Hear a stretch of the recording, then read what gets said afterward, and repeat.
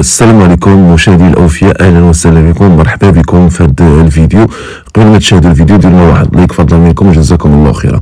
ما شاء الله كل مره كنجي لهاد المنطقه كنحس براسي في حلم جميل بين الرباط وسلا.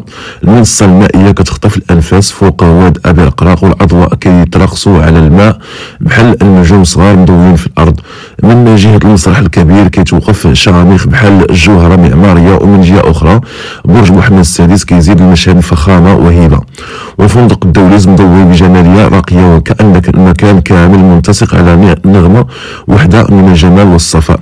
والقنطره هي الحسنيه عامره بالحيويه والانوار كتزيد المنظر سحر خاص. وما تنساوش صومعة حسان والضريح ديال محمد الخامس رحمه الله مضوين بضوء روحاني كيذكر بعظمه التاريخ والجمال الهويه المغربيه.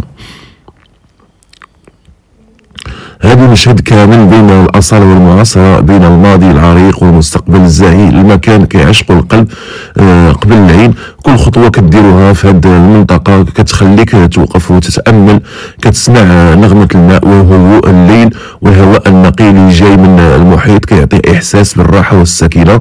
الألوان كتلون في الماء، انعكاس الأضواء كيدير لوحة فنية طبيعية ما تقدرش توصفها بكلمات. كتشوف العائلات كيتمشاو، الشباب كيتصوروا، الناس كيتأملوا الجمال اللي يجمع بين مدينتين متكاملتين بحال الرباط وسلا.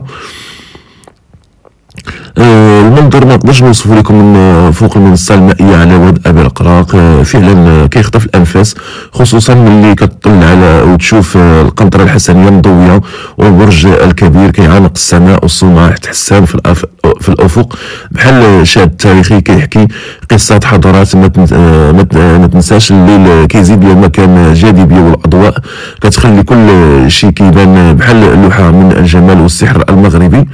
الرباط وسلا ماشي غير مدينتين، هادو قلب واحد نابض بالحياة والجمال. كتجمع المياه والواد وتفرقوا من غير الجغرافيا، ولكن كيجمعوا الإحساس والفخر بالمكان.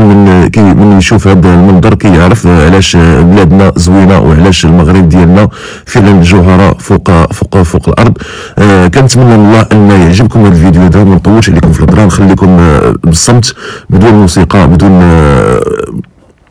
بدون كلام، تاملوا في هذا المنظر الرائع. شوف الصومعة حسان كي كتبان تبارك الله ما شاء الله، والاضواء ديال القنطره الحسنيه كتنعكس في الواد ابي القراق. فتحيه لكم اخوتي المشاهدين. هذا هو كورنيش مدينه سلا والمنصه المائيه الجديده بين ماكدونالدز وفندق الدوليز والواد ابي القراق. عطى واحد المنظر رائع، والعائلات كتجي هنا كتمتع بهذه اللحظه السعيده. فتحيه لكم من القلب الخالص.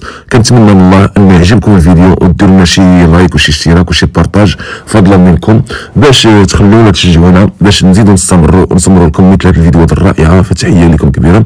شاهد مسرح محمد السادس الجديد وبرج محمد السادس على ضفه الواد ابي القراق. واحد المنظر بصراحه ما شاء الله، لوحه فنيه رائعه، يعني كيستاهل تشجيع. هذه ماكدونالدز كما كتشاهدوا، هذه القنطره ديال القطار كتطلع للبطانه، اجواء رائعه بصراحه. هذه القنطره الحسنيه. فتحيه كبيره لكم اخوتي، وشكرا لكم ومرحبا بكم. ونخليكم على الفيديو الاخوان، شوفوا الاضواء الرائعه بصراحه والاعشاب هنايا، واحد الحديقه رائعه بصراحه مدينه سلا. فتحيه كبيره لكم من القلب الخالص، ونخليكم على الفيديو اخوتي.